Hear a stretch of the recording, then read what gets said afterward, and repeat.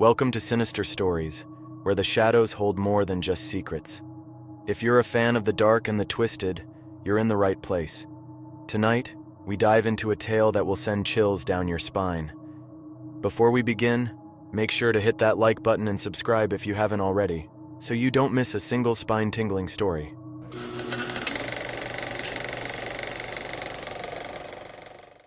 My name is Nate, and I've been working the night shift at the Mall of America for 2 weeks now. When I applied for the position, I figured it would just be walking empty halls and keeping vandals away. But there's a reason this place needs security after dark. A reason buried beneath the sprawling shops, roller coasters, and food courts. It's the kind of thing no one talks about, but everyone fears.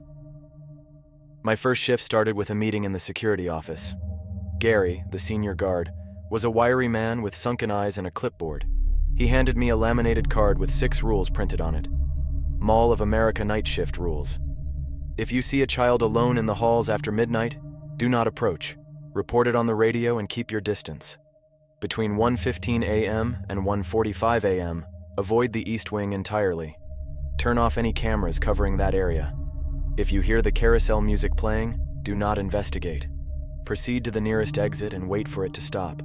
Never look directly at the mannequins in the Forever 21 window after 2 a.m.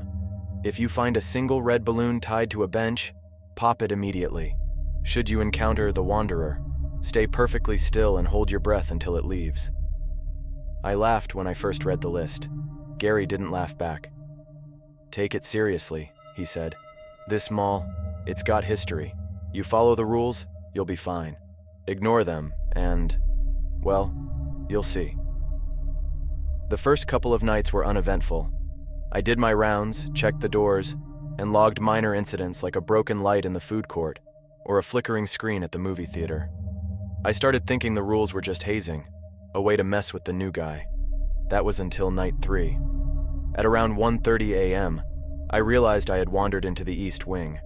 My radio crackled with static, and an icy chill ran down my spine.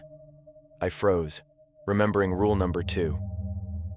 Turning on my heel, I headed back the way I came, but the temperature dropped with every step. Then, faintly, I heard footsteps behind me. They didn't sound like normal footsteps. These were heavy and deliberate, like someone dragging wet boots across the tile. I didn't dare look back.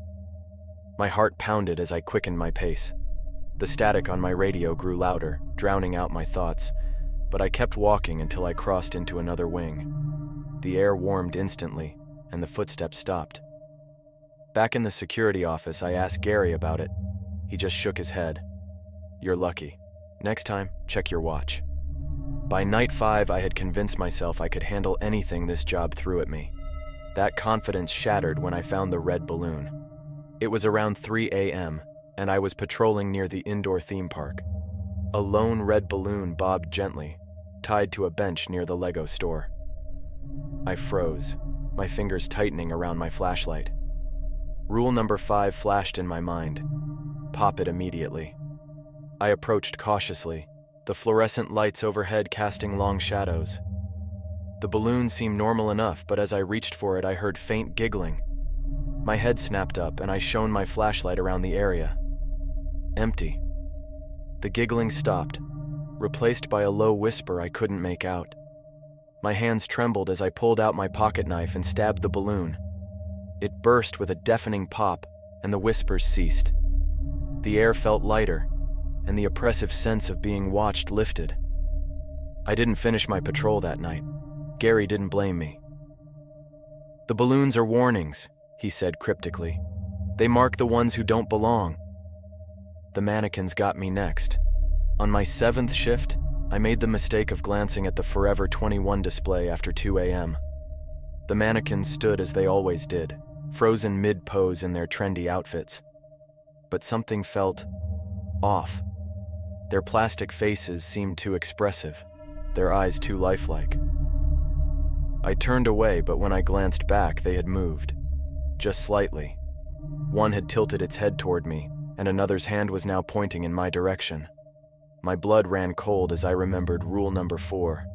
I lowered my gaze and backed away slowly, refusing to look at them again. Even when I heard the faint creak of plastic joints behind me, I didn't turn around. Back in the office, I checked the security feed for the area. The mannequins were back in their original positions, as if nothing had happened. Gary was waiting for me. "They're curious," he said. "Don't give them a reason to notice you." The final rule came into play on my 10th shift. I was patrolling near the East Wing again, this time well before 1:15 a.m. The lights flickered, and a deep sense of dread washed over me. Then I saw it. A tall figure shrouded in shadows, its form shifting and unnatural. The Wanderer. It moved erratically, like a glitch in a video game, its head snapping toward me with unnatural speed. My instincts screamed to run, but I remembered rule number 6. Stay perfectly still and hold your breath. I froze, inhaling deeply and holding it. The Wanderer approached, its movements jerky and inhuman. It stopped inches from my face, its void-like eyes boring into mine. My lungs burned, but I didn't dare exhale. After what felt like an eternity, it drifted away, disappearing into the shadows. Only then did I collapse, gasping for air. When I returned to the office, Gary gave me a rare nod of approval. "You did good, kid. Not everyone makes it through that one." By now, I'd stopped questioning the rules. They were the only thing keeping me alive in this cursed mall. But I couldn't shake the feeling that the Wanderer would be back. Night 11 started like any other. I had my coffee, my flashlight, and a growing sense of dread that I was trying to ignore. The mall seemed quieter than usual, the kind of quiet that presses against your eardrums and makes every sound feel amplified. Gary was unusually silent, his eyes darting toward the monitors with a nervous energy I hadn't seen before. "Something's off tonight," he muttered. "Stay sharp, kid." I nodded, gripping my flashlight tighter. By now I had memorized the rules. They were etched into my mind, my lifeline in this place. And tonight, they'd be tested again. Around midnight, I noticed something strange on the monitors. A section of the mall, an area I hadn't patrolled before, was visible on one of the cameras. It showed a dimly lit storefront with no signage, the glass windows clouded with dust. I frowned. I was sure there wasn't a store there. Grabbing my radio, I called Gary. "Hey, there's a store near the West Wing. It's not on my patrol map. Should I check it out?" Gary's response was immediate and sharp.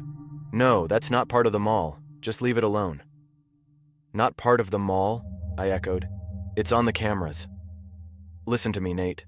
Do not go." The urgency in his voice sent a chill down my spine. But curiosity is a dangerous thing. I told myself I'd just take a quick look. I needed to know what was there, needed to understand why Gary was so scared. When I reached the West Wing, I found the store exactly as it appeared on the monitor.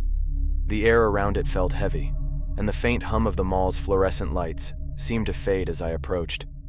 The windows were so dusty I couldn't see inside, but the door, an old wooden thing that didn't match the modern aesthetic of the mall, was slightly ajar. Against my better judgment, I pushed it open. The interior was nothing like the rest of the mall. The air was damp and smelled of mildew, the walls lined with shelves that seemed to stretch endlessly into the darkness. The merchandise was bizarre, faded photographs, tarnished jewelry, and toys that looked decades old. There were no price tags, no signs of organization. It was as if the store had been abandoned and forgotten. I stepped deeper inside, my flashlight cutting through the gloom. The silence was oppressive, broken only by the soft creak of the floor beneath my boots. Then I heard it. A faint whisper, barely audible but unmistakable. "Leave." I froze, my heart hammering in my chest. The whisper came again, louder this time. "You shouldn't be here." Turning on my heel, I made for the door, but it slammed shut before I could reach it. My flashlight flickered, the beam weakening as the darkness seemed to close in. Panic set in as I pounded on the door, shouting for help. The whispers grew louder, overlapping into a cacophony of voices, each one filled with anger and sorrow. Suddenly, the rules flashed in my mind. None of them mentioned this store, but the feeling of being watched, of being surrounded, reminded me of the warnings Gary had given me. I dropped to my knees, covering my ears and squeezing my eyes shut. "I'm sorry," I whispered. "I didn't mean to disturb you." The voices stopped. When I opened my eyes, the door was ajar again and the oppressive air had lifted. I didn't wait to question it. I bolted out of the store and didn't stop running until I was back in the security office. Gary didn't say anything when I returned, but the look on his face told me he knew where I'd been. He slid a glass of water across the desk and said only one word: "Don't." Later that night, as I tried to calm my nerves, I heard it. The faint, tinny music of the carousel. My blood ran cold. Rule number 3: do not investigate. Proceed to the nearest exit and wait for it to stop. The carousel was located in the center of the mall, its whimsical horses and chariots a favorite of daytime visitors. At night, it was supposed to be silent, but now the haunting melody of its calliope filled the air, echoing through the empty halls. Grabbing my radio, I called Gary. "The carousel's playing. I'm heading to the exit." "Good," he replied. "Don't look back." As I made my way to the nearest exit, I felt the weight of something following me. The music grew louder, more distorted, the cheerful tune warping into something sinister. My legs felt like lead, every step a struggle as the air around me grew colder. When I reached the exit, I threw the door open and stepped outside. The music stopped instantly, the silence almost deafening. I leaned against the wall, my breath coming in ragged gasps. Gary joined me a few minutes later, his expression grim. "They're testing you," he said. "The mall knows you broke the rules. It's not going to let that slide." The 12th night felt different. The air was heavier, the shadows deeper. I'd become accustomed to the strange occurrences at the Mall of America, but that night, the unease felt sharper, more immediate. Gary had called in sick, leaving me alone to face whatever horrors lurked within the vast, sprawling complex. I started my rounds as usual, keeping the rules in the back of my mind. As I passed through the food court, a strange sound stopped me in my tracks. A soft rustling, like fabric brushing against tile. I swept my flashlight across the empty tables and chairs, but nothing seemed out of place. Then I saw it, a dark shape darting just out of the beam's edge. It wasn't large, but it moved quickly, scuttling from table to table like an animal. My heart pounded as I stepped back, my radio crackling faintly. "Stay calm," I told myself. "Follow the rules." But none of the 6 rules mentioned anything about this. The shape stopped beneath a table near the Taco Bell. It was hard to make out, but its form seemed wrong, too angular, too sharp, as if it were made of jagged pieces of shadow. I radioed in, my voice shaky. "This is Nate. I'm in the food court. There's something here. Not sure what it is." Static answered me, followed by a faint whispering that sent chills down my spine. I couldn't make out the words, but the tone was unmistakably mocking. Suddenly, the shape lunged. I stumbled backward, the flashlight slipping from my hand and clattering to the ground. The beam flickered, casting wild shadows across the walls. When I scrambled to retrieve it, the shape was gone. I didn't wait to investigate further. I hurried back to the security office, locking the door behind me.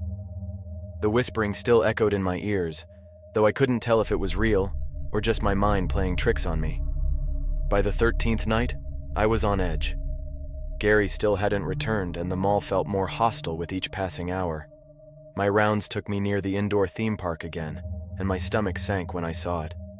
Another red balloon, tied to a bench near the roller coaster. Rule number 5 was clear. Pop it immediately.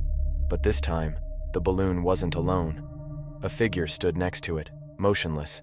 It was a man, or at least something shaped like one. His proportions were off, too tall and too thin, with arms that hung unnaturally long at his sides. His head was tilted slightly, as if he were studying the balloon. My flashlight trembled in my hand as I approached. The figure didn't move, didn't react to my presence. I stopped a few feet away, my heart hammering in my chest. The air around him felt heavy, oppressive, like standing too close to a storm. I forced myself to focus on the balloon. Reaching into my pocket, I pulled out my knife and stepped forward. As soon as the blade touched the rubber, the figure's head snapped toward me, its movements jerky and unnatural. I froze, my breath caught in my throat. The balloon popped with a sharp crack, and the figure vanished. Just gone. One moment it was there, the next it wasn't. The oppressive air lifted, but my nerves were shot. I stumbled back to the office, my hands shaking too badly to hold the flashlight steady. Night 14 brought me back to the Forever 21 display. I hadn't looked directly at the mannequins since my first encounter, but as I passed by, I couldn't shake the feeling of being watched. The glass reflected my flashlight beam, creating eerie patterns that danced across the motionless figures. I made the mistake of glancing up. The mannequins had shifted. One had pressed its hand against the glass, its blank face tilted slightly, almost as if it were trying to peer out at me. Another had its head turned, its hollow eyes staring directly into mine. I turned away quickly, my pulse racing. The creak of plastic joints echoed behind me, followed by a faint tapping on the glass. I didn't stop to look back. My feet carried me forward faster and faster, until I was nearly running. Back in the office, I checked the cameras. The mannequins were back in their original positions, as if nothing had happened. But I knew better. They were watching, waiting. The next night began with an ominous feeling I couldn't shake. I avoided the East Wing entirely, sticking to well-lit areas and keeping my rounds brief. But as I crossed the main atrium, the lights flickered, and a familiar sense of dread washed over me. The Wanderer was back. It emerged from the shadows near the atrium fountain, its form shifting and flickering like a bad signal. My breath caught as its head snapped toward me, those void-like eyes locking onto mine. Rule number 6 was clear. Stay perfectly still and hold your breath. I froze, inhaling deeply and holding it. The Wanderer's movements were erratic, its limbs bending in unnatural ways as it approached. It stopped inches from my face, its presence radiating cold. My lungs burned, but I didn't dare exhale. After what felt like an eternity, the creature turned and drifted away, fading into the shadows. I collapsed to the floor, gasping for air. My hands trembled as I pushed myself up, the encounter leaving me shaken to my core. Back in the office, I found a note on the desk. It wasn't there before.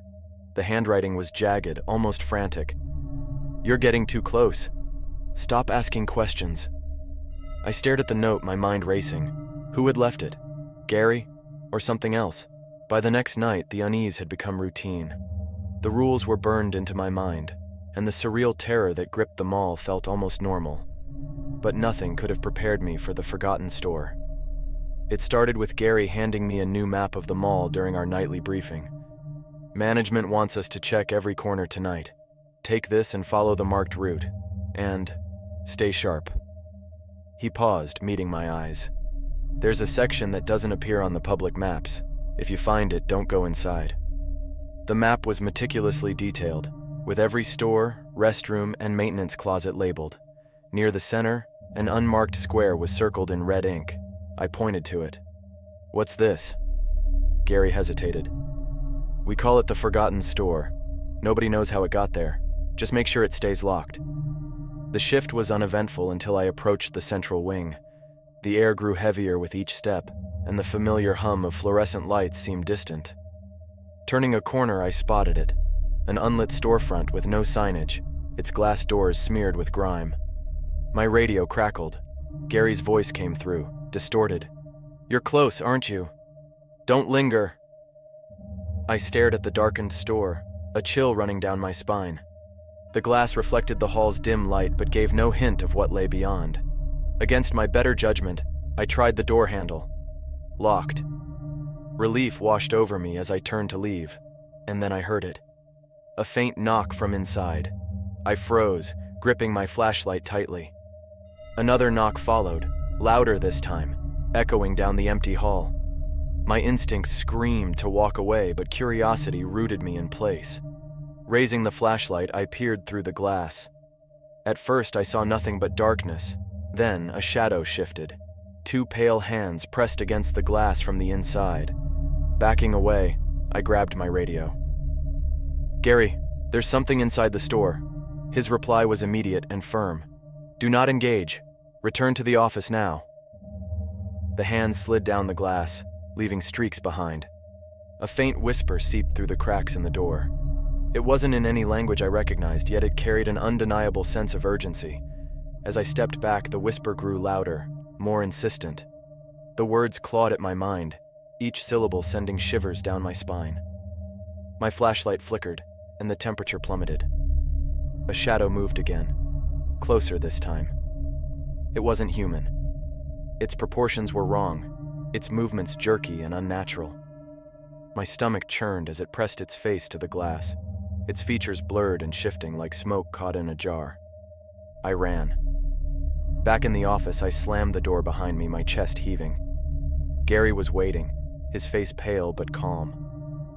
"You saw it, didn't you?" I nodded, still catching my breath. "What is it? What's in that store?" He sighed, rubbing his temples. "We don't know. The store's been there for as long as the mall itself, but it doesn't exist on any official plans. Every few months, someone reports seeing something inside. That's why we keep it locked." "Why not seal it off completely?" I asked. Gary shook his head. "We tried. The doors always reappear. Just follow the rules and stay away." As the night wore on, I couldn't shake the memory of the store. The whispers seemed to echo in my ears, even in the safety of the office. Around 3 a.m., the radio crackled again. This time, it wasn't Gary's voice. "Help, please." The voice was faint, barely audible, but unmistakably human. I grabbed the radio. "Who is this? What's your location?" The reply was garbled, but one word came through clearly. "Store." My blood ran cold. Gary was asleep in the corner, his head resting on his folded arms. I debated waking him, but decided against it. Instead, I checked the cameras. The feed for the central wing was static. Swallowing hard, I grabbed my flashlight and headed out. The mall was eerily quiet, the silence broken only by the faint buzz of the lights. As I approached the forgotten store, I saw the door was now ajar. A soft, pulsing light emanated from within, casting strange shadows on the tiled floor. "Hello?" I called, my voice trembling. The whispering returned, louder this time, wrapping around me like a cold wind. Against every instinct, I stepped closer. The light flickered, revealing glimpses of the interior. Shelves lined with unrecognizable objects. Walls covered in symbols that seemed to writhe and shift. In the center of the room stood a figure, its back to me. It turned slowly, and my flashlight died. I stood in the pitch black of the forgotten store, my breath shallow, ears straining for any sound. My flashlight was dead, and my phone's screen offered only a dim, fleeting glow before fading to black. The oppressive darkness felt alive, pressing against me from all sides. Somewhere in the distance, I heard it, a faint shuffling, followed by the sound of something wet dragging across the floor. Panic clawed at my chest, but I knew better than to run. The rules weren't specific about what to do if you were trapped in complete darkness, but I remembered Gary's advice. Stay calm. Always stay calm. "Hello?" I called out, my voice trembling. It was a mistake. The dragging sound stopped abruptly, replaced by a chilling silence that seemed to stretch on forever. Then came the whisper, a voice so close it could have been right next to my ear. "You shouldn't be here." I spun instinctively toward the sound, my heart pounding. The voice was neither male nor female, neither human nor entirely unnatural. It carried a weight that made my knees weak. "Who's there?" I managed to choke out. No answer came. Instead, the temperature in the room plummeted, and a faint, bluish light began to seep through the cracks of a door I hadn't noticed before. The forgotten store wasn't on any map of the mall, but it seemed this door led deeper into whatever nightmare this place concealed. Against every instinct, I moved toward the light. My fingers brushed the cold metal handle. As I turned it, the whispering began again. This time, a cacophony of overlapping voices, each one murmuring fragments of sentences I couldn't understand. The door swung open to reveal a narrow hallway, its walls lined with mirrors. The faint blue glow emanated from the end of the corridor. I hesitated. Something about the mirrors felt wrong. I couldn't see my reflection in them, only the faint outlines of other shapes. figures standing still, as if watching me. My legs moved without my consent, carrying me forward one tentative step at a time. The hallway felt longer than it looked, stretching endlessly as the glow grew brighter. At the end of the corridor was a single ornate desk, and behind it sat Gary. Except it wasn't Gary. His form was too perfect, his smile too wide. His eyes glinted like polished obsidian, reflecting no light. "You've been doing well, Nate," the thing that looked like Gary said. Its voice was smooth, almost friendly. Better than most. "What is this place?" I asked, my voice barely above a whisper. "This is where you make the choice," it replied, ignoring my question. "You followed the rules, survived longer than most, but there's one more rule. One they never told you." My blood ran cold. "What rule?" Gary, or whatever it was, leaned forward, folding its hands neatly on the desk. "When you reach the end, you must decide. Leave this place, or stay, and take my place." My head spun. "Take your place? What does that mean?" The figure gestured around us. "The mall needs a guardian, someone to enforce the rules, someone to keep the others out." Its smile widened. "The choice is simple. Leave and let someone else take your place, or stay and become part of this." I stared at the desk, my mind racing. If I left, someone else would be hired, thrown into this nightmare without warning. But if I stayed, I'd become... what? Like Gary? Like the Mannequins and the Wanderer? "Why me?" I asked, my voice cracking. "You've proven yourself capable," it said simply. "The mall has chosen you." The blue light around us dimmed, and I felt the weight of the decision pressing down on me. I thought of the rules, of all the times I'd barely escaped with my life. Could I abandon the next person to face the same horrors? Could I live with myself if I did? I took a deep breath, my decision clear. "I choose to leave," I said, my voice trembling but resolute. The figure behind the desk smiled, but this time it was different. Colder, emptier. "Very well," it said, "but the mall does not forget." Before I could ask what it meant, the light around me flared, blinding and warm. When I opened my eyes, I was standing outside the Mall of America, the early morning sun rising over the parking lot. My uniform was gone, replaced with my street clothes. My heart raced as I fumbled for my phone. 6:15 a.m. My shift should have ended hours ago. I didn't look back as I walked away. Days passed. I quit the job without explanation, blocked Gary's number, and tried to move on. But at night I hear it, faint carousel music playing just beyond my apartment walls. And every time I close my eyes, I see it. The empty corridors, the mannequins, the wanderer. The mall doesn't forget, and neither can I.